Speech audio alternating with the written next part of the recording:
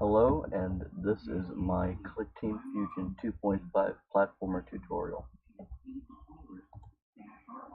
You want to open up Clickteam Fusion 2.5, and if you don't have it, I don't know what you're doing here. You want to press File, New. Here's your storyboard editor, and you want to click on the first frame. Now that you're here on the first frame, this box here is the frame that you'll be working in. Anything outside the box won't be seen on the play area, or rather, the game itself. Inside the frame, you want to right click and press Insert Object, and then you want to press Active, and this will be our character. Now you want to right click the character and go to Properties. Over here on the side there's a running man and movement. You want to click that, go down to Type, and press Platform. Now you just want to click off of it, doesn't matter where you click, and you want to double click the object itself. Now you want to zoom in to it, and over here it's pretty intuitive with its tools, so I'm gonna highlight this, and if you go into the description there should be a link with assets, and I'm going to use those right now. It can be a little tricky if you're doing this for the first time with like paint, so I'm gonna highlight it like this, Control C minus this, Control V. And it might pop in like this, which is okay, because all you have to do is go over to the fill tool, go down to here, and this is your color palette, by the way, and you will just want to fill up those blank spots. Now here's your character.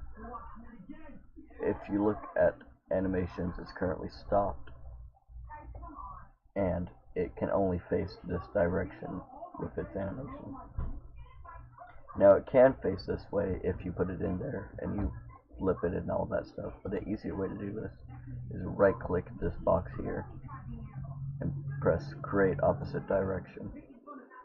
The other box will become black and it has it flipped. Now sometimes, all the time, it flips it vertically as well. You just want to right click it and press Flip Vertically.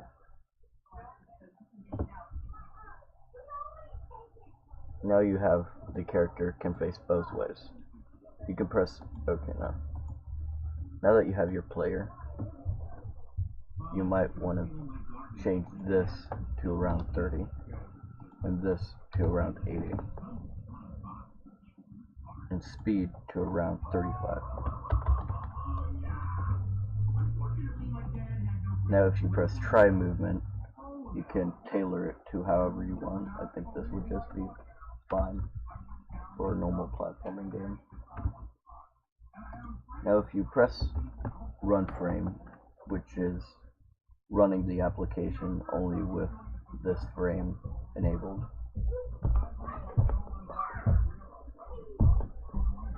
it'll fall through the floor. Now you really don't want this if you're trying to make an actual game, so you want to right click, press Insert Object, and then Active again.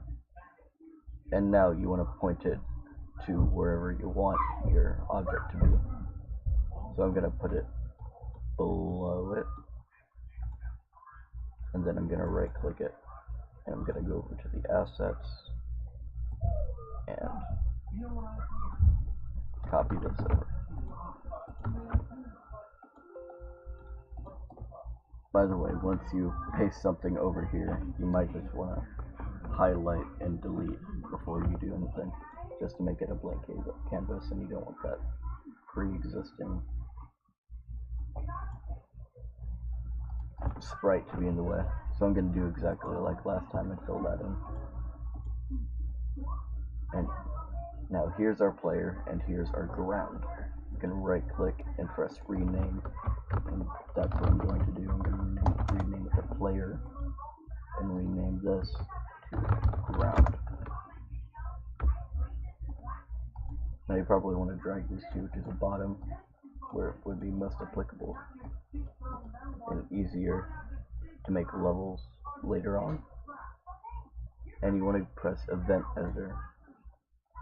Now you want to go over to New Condition, right click your player, collisions with another object, you want to select your ground, and then you want to right click down here on this right here, movement, and stop. Now once you play the game,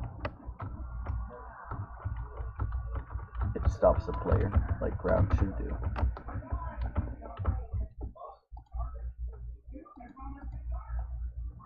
Now, you can't just have one game with one ground object and that's it. I mean, you can if you want to, but you can duplicate the object by dragging it from there to here. And we can make a simple test level for this.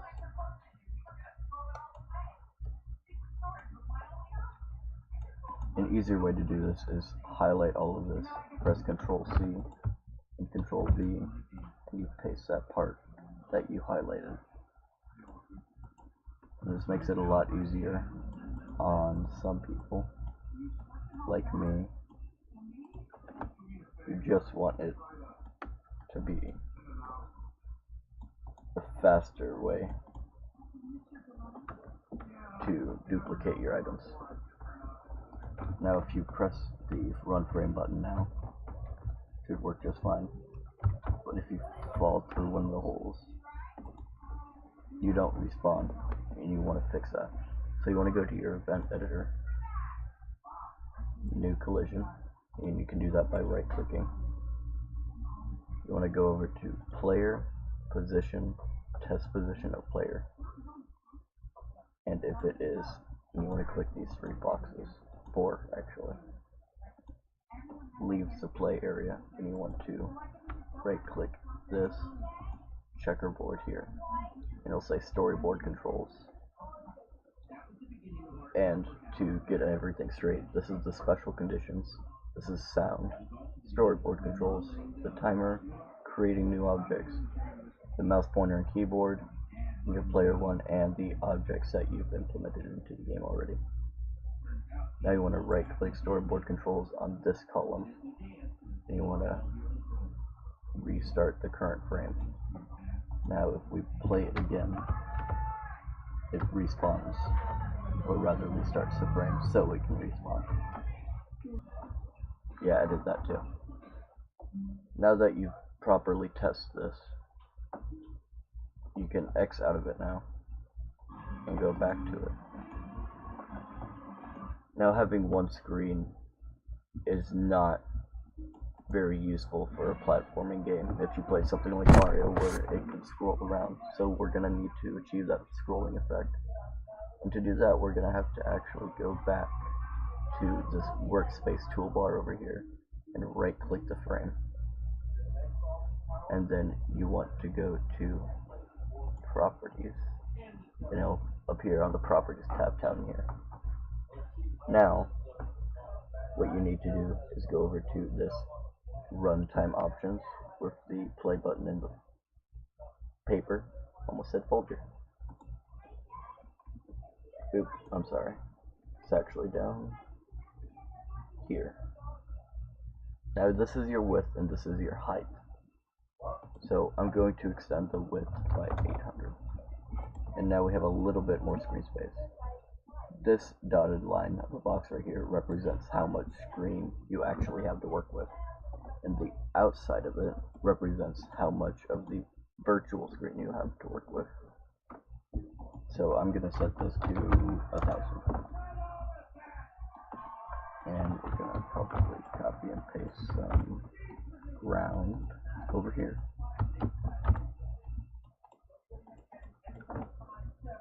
Now if we try to play this and try to go over here, it won't.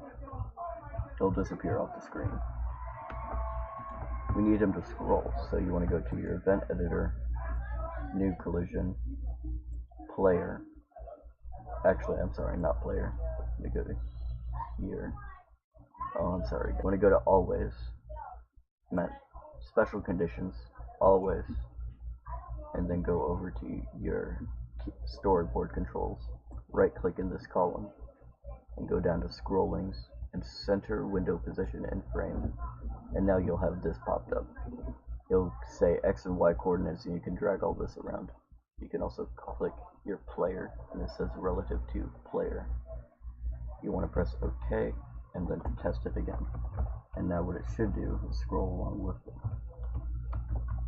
It's pretty helpful.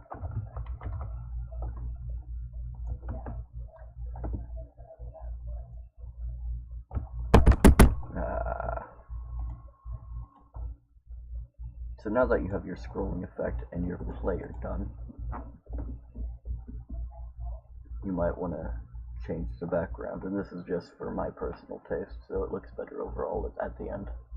You want to press frame, background color, and then just choose a color. I'm going to choose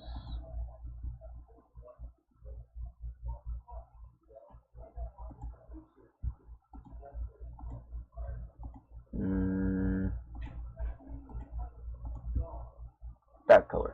That's pretty good. And now you'll have to wait till part 2 to figure out how to add more blocks and enemies as well as shooting.